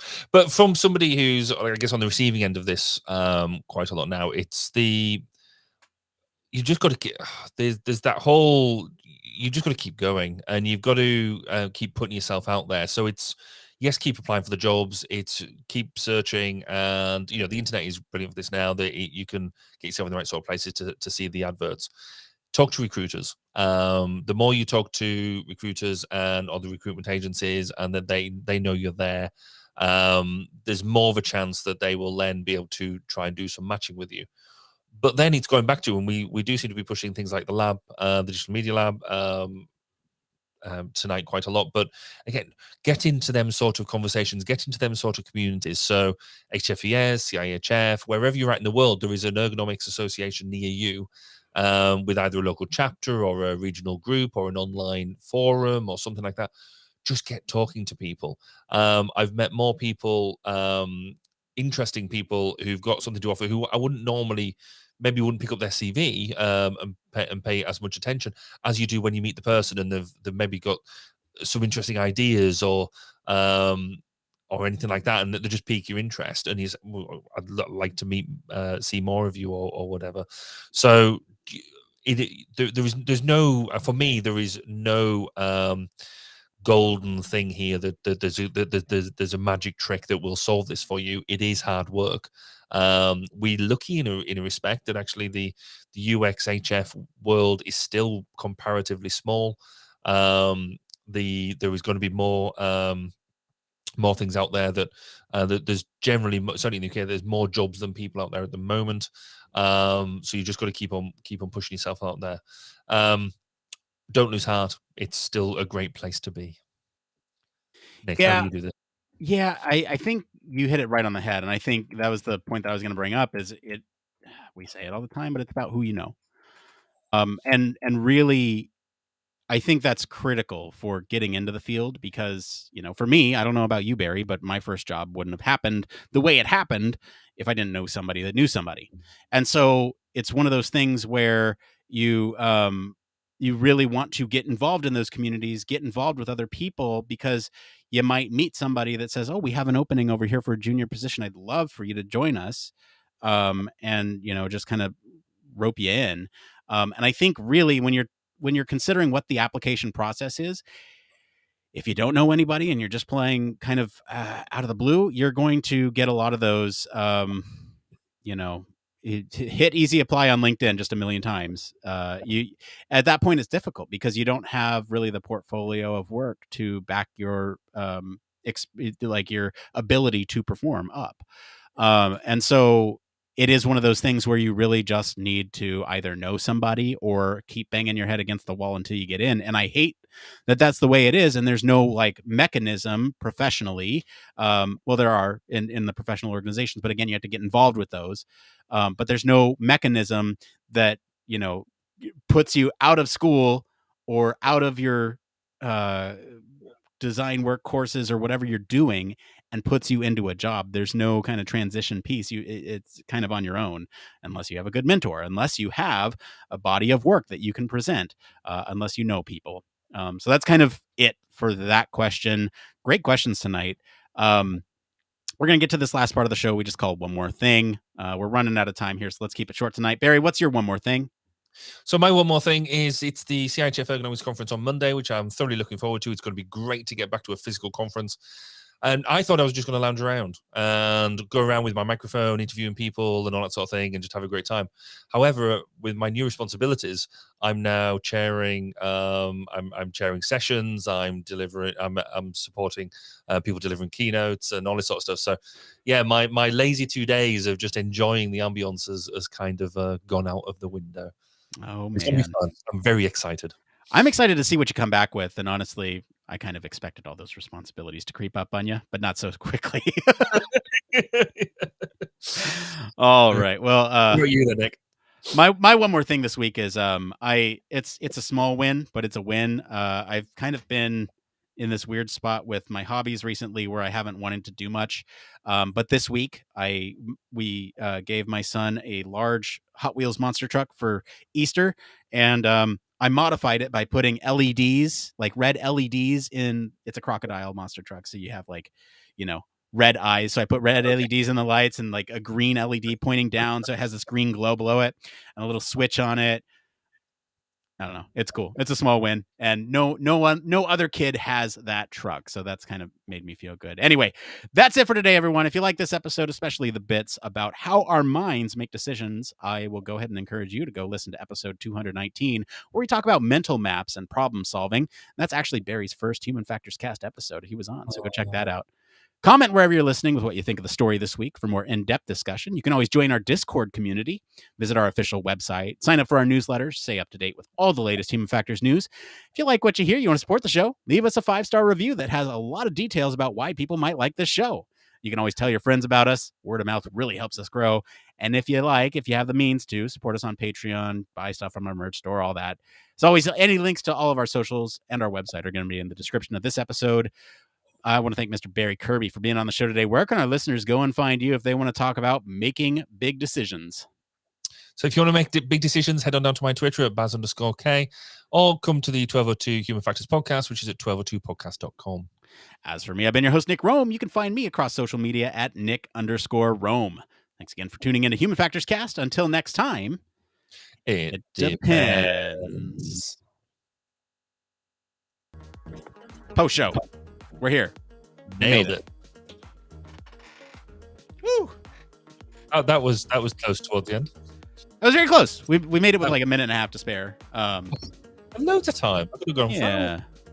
Look, we could have gone. We could have kept going. And I feel like having the pressure of that time limit of 1 hour is a good forcing function to get our thoughts out, and to also have good content for the post show, because here we can sit here and we can talk more about some of the stuff that we didn't quite get to, or some of the stuff that we maybe want to focus on more. And one thing for me is that like we really blazed through some of those psychological, or not the psychological factors, just the sort of usability factors or human factors, consumer decision stuff. I want to dig into that because that's a cool discussion, and I want to reward the folks who are sticking around with us. I want to reward the Patreons who are listening later for some of that stuff.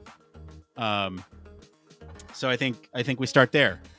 That's a good shout. I mean, again, I'm a real fan of the psychological factors, because it's how you sort of sit into some of this stuff, and it can really influence what it is that you're playing with. So, when you just look at things like motivation, and some of this stuff really links into stuff we've done in the past around how people are influenced into using social media and things like that. But if you're motivated enough, then you will, you've got everything, Maslow's hierarchy of needs, etc., etc., etc. You can have all that sort of stuff. But if you've got the basic stuff that you need to do something, then that's gonna motivate you to give you the power to empower you to actually buy something, which I think is quite cool. Yeah. I kicked it around while we were talking about it, but I said we were kicking it around while we were talking about it. But, one thing I've been thinking about for a long time is how can we as Human Factors Cast do reviews on things from a human factors perspective? And I think this is the blueprint. I really do. I think as long as we touch on a lot of these things, right, then it could be a really good review to have. And I don't know if they're structured in this way during the review, but certainly touching on these points in reviews could be really valuable. Yeah, I mean, could you do it in the way that so we could have whatever it is, be it a chair or a new piece of software or something like that, but then to give our reviews, almost like you would on any sort of purchasing platform, so almost that gut feel review, and then go and analyze our reviews using these as a structure. So, right, what was my motivation for purchasing that? What was my perception of the product and that type of thing? What did I learn about the product before I bought it, before we reviewed it? What did we know about it? Did we actually have it, or did I just have to go and do some some internet researching? What's my personal beliefs, and how does that fit into it and things like that? So it'd be really interesting to almost do the review, then you do the review of the review. Well, yeah, or you like, I'm thinking like on our website we have the blog, but also we could put reviews on there and say, hey, here's product X, right? And you're exactly right. That's exactly what I was thinking of. Here's my gut reaction to this thing. I like it. My butt feels fine in this chair. Like it does its job. But then really, get into all those other factors that we're bringing up here. Frank in chat here says could review the could review the factors one at a time, but let the user apply the combination of factors or ratings that matter most to them. That way you hack the single score bias. So yeah, that is interesting. I guess I'm going to tap you up for more information then. How would the user know what applies, what is most important to them? Well, I don't think he's saying what's most important to them, but just like checking boxes. Like, is this an important decision-making aid in my ability to purchase this product, right? So is your motivation relevant to me? So you're almost applying a sort of a NASA TLX rating. Well, yeah, you put almost like, because with that, when you do NASA TLX, you have to do your weightings, then you do your characterizations, your biasing. So it's almost that, isn't it? You're almost applying that NASA TLX type mechanism to these factors. I like that idea. That's pretty cool, actually. Like, it'd be kind of cool to like just go through. We might need to go off live, as we've just come across a new paper that we might need to write. for real. But, that's interesting. Yeah, somebody must have done something like it, but I haven't seen it. I know it exists. It's got to exist, right? I mean, I don't know. It might not exist. We've come across some of those stories that were like, this didn't exist. So I don't know, man. Like those are really interesting to me. The problem is the time is you gotta, I don't know, what's that thing? Time. But I mean, this could be, especially if anyone listening, watching wants to get involved in the lab and wants to do reviews. We trust your judgment if we let you into the lab. So you can certainly do reviews. This would kind of be the blueprint for them, I think. And that honestly, that is something that I've wanted to do for a while, is those reviews. And so are we flipping that as well? And if anybody wants something reviewed to be that test pilot of how we do reviews. So I'm looking at you, Elon. What do you send us your flamethrower, right? Yes. No, I want his Tesla. Okay. What's your motivation? Like, the places in which it breaks down is when you have to provide disclaimers around some of the things, right? So, like, my motivation for buying this is non-existent. It was provided to me, for a review copy. And thus I do not have any opinions on motivation. I was unaware of this product before it began, or before I was, so I had no perception on the product prior to experiencing it for the first time. You could still touch about some of the other things, but yeah, I mean, like, this would be. I could say, because when I do paper reviews and stuff like that for like conferences and stuff like that, it's a sort of a similar. It is a similar structure, isn't it? Really. I've never really thought about it, because normally you don't actually have that much space to truly get out what it is you're saying. Frank's right.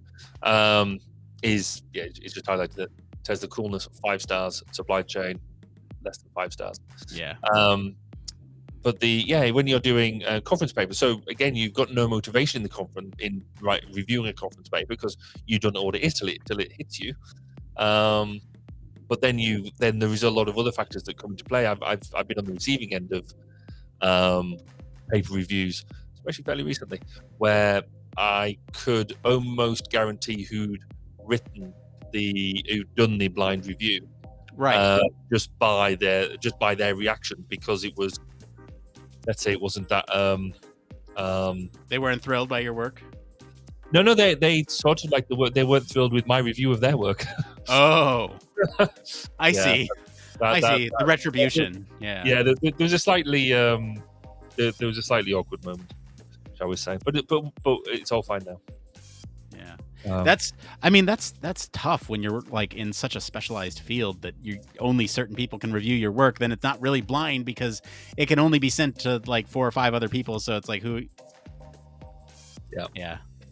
There's a whole problem with science, and I went on a tirade this week. I don't know if you saw the blog post on our website, but I'm going to read it because I was very frustrated with our weekly roundup this week. You want to guess how many news stories we found this week, Barry? Oh, is this about? Is this your rant about the paywall? Yes. Yes. We had nine news stories this week, actually more, because I split them up into 2 weeks, because I didn't want, I guess 11, 12, 13, I didn't want 14 news stories in the just general news bucket and only 1 in the top news. It was dumb, because everything's behind a paywall and there's no reporting on them that I could find. And so, we typically, if you're unfamiliar with our process, we typically find people who have written about the paper. And that's because we want to reward those who are trying to communicate science. And that's the motivation behind that. Our perception of some of these media news outlets is positive, and perception of some of them is negative, but we still want to reward those who report on some of these scientific papers, because that encourages learning. And that, the more we learn, the more as a society that we grow, and it really changes our attitudes and beliefs about sort of the science that's being conducted and the way we see the world, right? And when it comes to those social factors, and when you're thinking about sort of your family and friends, and your status as somebody in your role, you really want to know how these science stories apply to you. And so when things are locked behind a paywall, the whole scientific process of putting things into journals and having people pay for them, that culture and subculture of locking science behind these paywalls is toxic, and it really is a social class issue when you think about only those with money can access scientific literacy, and that's really a huge problem for a bunch of different people, right? Because no matter who you are, no matter your age, no matter how much money you make, well, I guess the income is a really big factor, right? Especially if you have more money to spend, you have more disposable income, you can pay for these journals. And your occupation comes into play here too, because if you're thinking about all these journals that are very relevant to your field that you might not have access to, that's a huge issue. And really, ultimately, it comes down and affects your lifestyle. Because if you're working harder at your job because you don't know there's a better way to do something that has been studied in academia, then you're going to take that home with you, and it's going to affect the way that you interact with your life. And so, when you, again, talking about putting things behind a paywall, it's just frustrating because really it comes down to those with personal income, or family income to kind of spend on these articles. It really comes down to sort of what assets you have to liquidate or what savings that you have in order to purchase these. And does it really make a good way to communicate science if you can't address all these consumer decision factors that I just laid out? Did you see what I was doing there? When did you pick up on it? That was very clever. When did you pick up on it? No, well, I fell asleep for a while and then. Yeah. No, but you do. It's interesting, isn't it? Because again, there is a perception issue that that we as individual citizens don't need to buy papers. Why would we possibly just for fun want to go and have a journal? We're assuming that either academic institutions or corporations will be buying access to these journals, but it's just fundamentally flawed when most of the people who are using that are students and things like that, and they might want to go out of their way to go and find some new and interesting ideas. And unless you've got like the library's got the right accesses to all these different bits, then it makes it difficult. The flip side of that argument, I guess, is unless somebody pays for it, you don't have a journal. Why do we need journals? I mean, other than measures of quality, which I think can be deducted based on the research that you're conducting and the methods that you're employing, the quality of research can be evaluated based on that.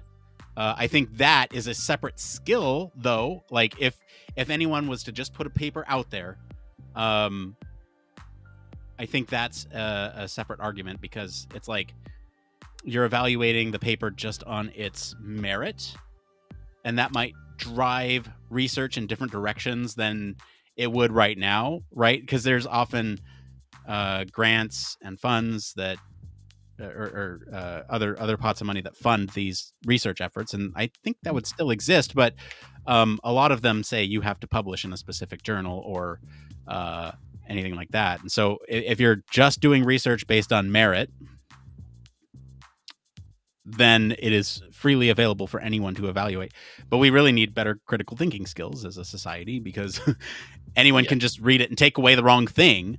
Again, by the way, if any of this interests you, we are interested in communicating science literacy through the lab, and it's something we take very seriously.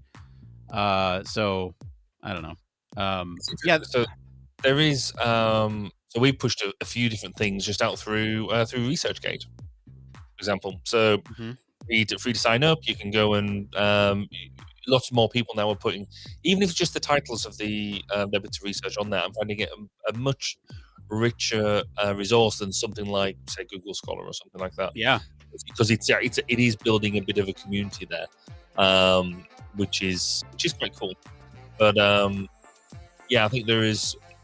I'm going to be testing out just how difficult it is to start curating some of these papers, because I'm hoping that in the next it might not be the next year, but next couple of years, we want to try and put on a special edition journal somewhere around climate economics. And so I'm going to be quite interested to see what goes on behind the scenes. And it's like behind the scenes of conferences and things like that. Just there's an awful lot of effort by an awful lot of people that does stuff that we don't appreciate. But by the same token, a lot of them people are volunteers. So, yes, it's interesting. Yeah. I am. I'm looking at ResearchGate now. I don't even know if I have an account. I feel like I should. If I don't, hang on. We used it a couple of times too. So even when we've published a white paper, and so we did some internal research a bunch of years ago now on wearable architectures. So before Apple Health was a thing, we did some work around, how can we make all these wearable tech that were starting to come out all merge together, get their data to come together in a meaningful way, just like you would on any sort of platform, like a car or anything like that. Your bit of kit would get plugged into the data bus. So what's the data bus on the body, for example? And so we published a white paper, published it on ResearchGate. And in fact, I got notification this week that it's been referenced in somebody's book, which I was like, wow, that's quite cool. And so we didn't have to go through all the hoops of getting published in any sort of journal for somebody else to have found it useful. Which for me was the key thing. It's like we had this thinking. We weren't sitting there trying to get extra funding out of it or anything like that. We just wanted to share what we were doing. And it kind of worked, and so and that's we've similar with the climate economics piece. Yeah. We published this is fascinating. By the way, I'm signing up for ResearchGate as we're talking, and it is fascinating that they pull anyone with your name and say, "Is this you?" And that's fantastic. I found a paper that I completely forgot about. That I was like, "Oh yes, that is me. I forgot I did that." It was can voicescapes assist in menu navigation? And the whole concept was basically, for those who are vision impaired, can you have this voicescapes of like a surround sound audio, so to speak, with different menu options being presented to you auditorily? Always with the audio in me. So it's like you're sitting there and you hear like menu 1, file 2. And so over here you might see view 1, full screen 2. So like those, that's the type of thing we're talking about here, and they're all being shouted at you not shouted, but presented to you at the same time. Are you able to visually, or not visually, are you able to auditorily scan? So that's kind of the. And could you? I don't remember. I already think a piece of work there. I do think I remember there was some efficacy with that approach. Again, Frank in the chat, impact factor for journals, is that a single score review? Good point. Yeah. Don't know. I think, Frank, you're probably in a better position to. I think. Is that? I think that's a good question, because you it's not a review of the journal. It is a numerical representation of how many citations that journal has received per article. And so on average, right? So is that a review, or is that just a numerical indicator of the sort of I wouldn't even say quality of work, but reshareability, or not even reshareability. It's like the seminalness of work.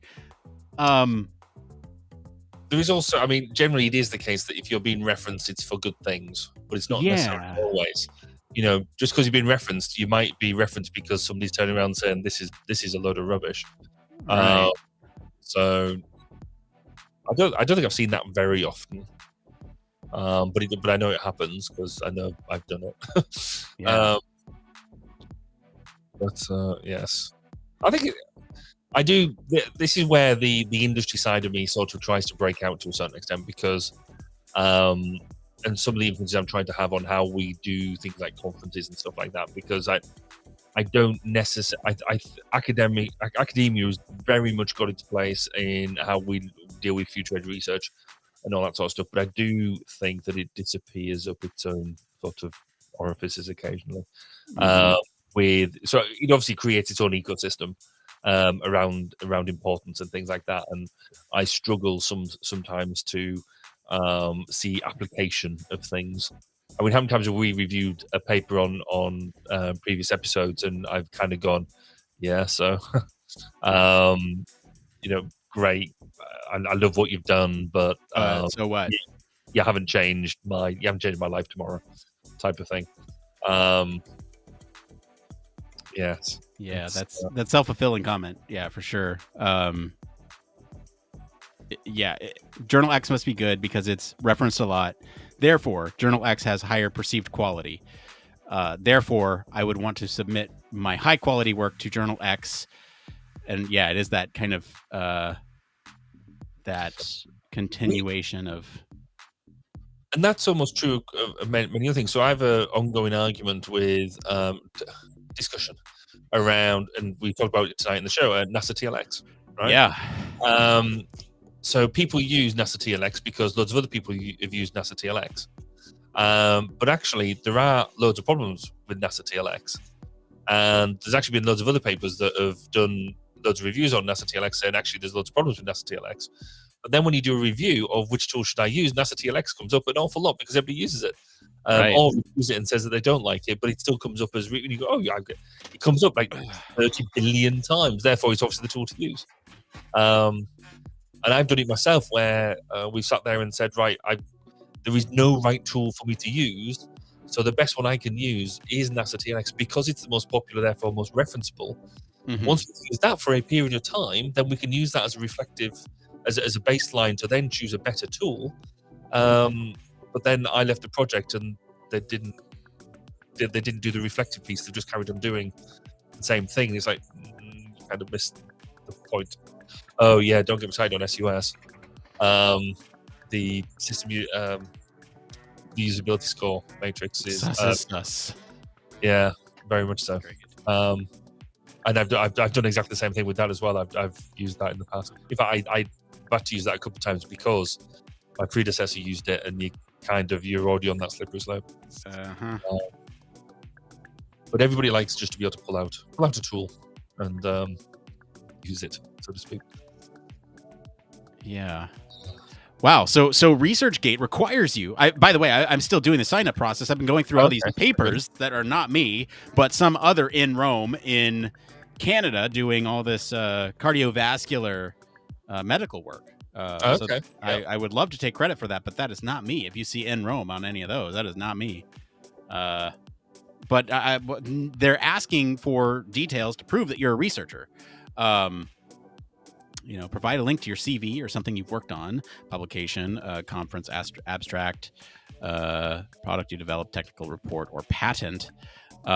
So this is interesting because I now need to go back and find proceedings of HFAS 2015 was when that paper was presented back then. Can you not just give them a link to the podcast and say, "Do you not know who I am? Do you have any idea who I am?" Let's see here, and I will look for. I must have been on ResearchGate for quite a while now. Yeah, that's so interesting.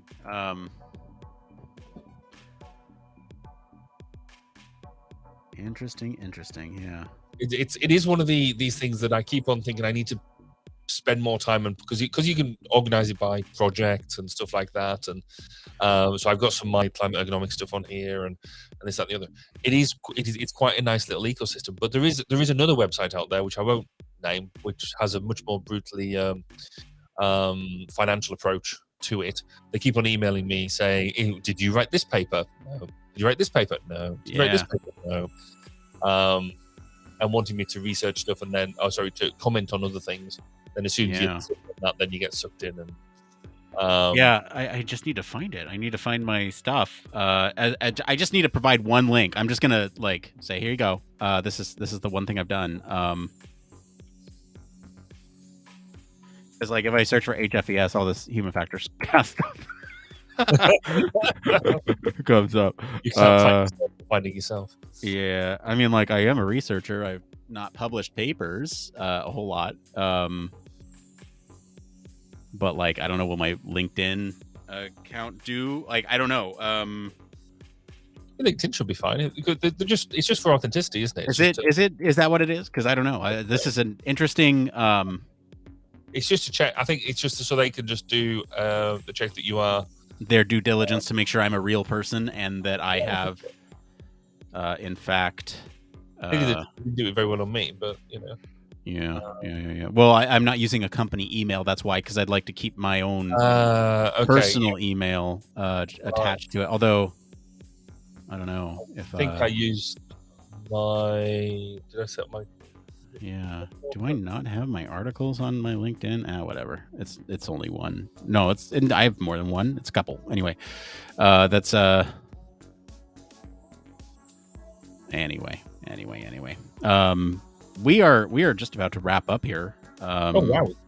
I can't believe we did half an hour on what's the thing that we did?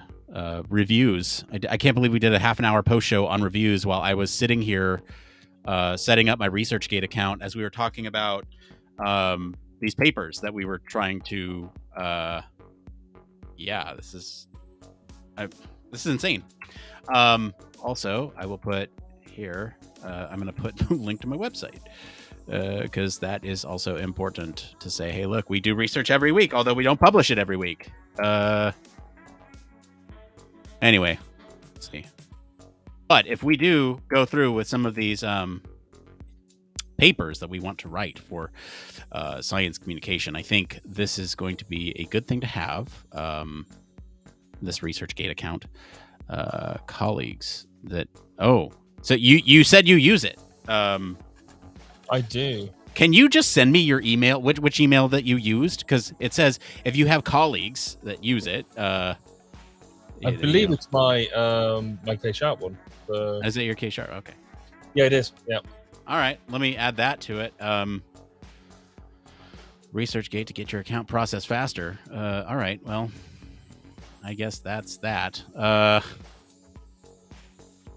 If you do that, then I should get a ding. Do you know this person? Well, I've heard of them. I'm just gonna add you and see what happens. Yeah.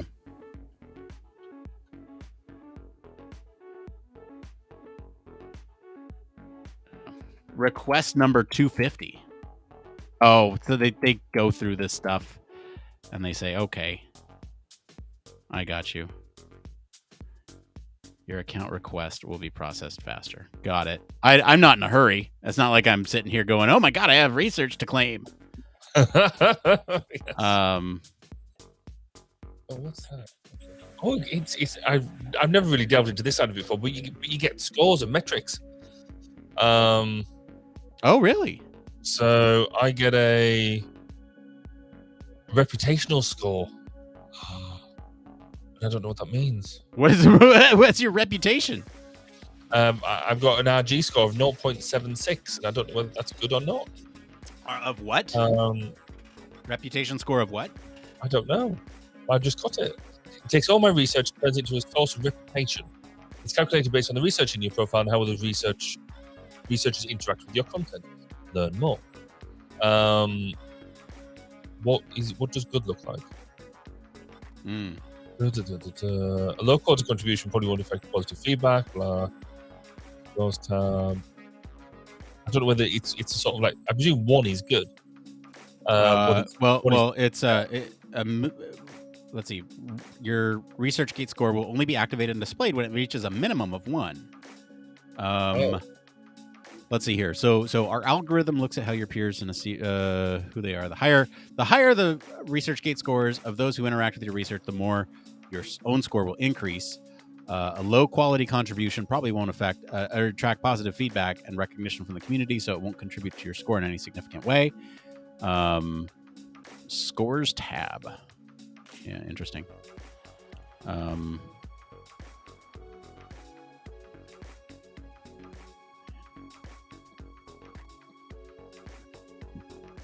Yeah, very interesting.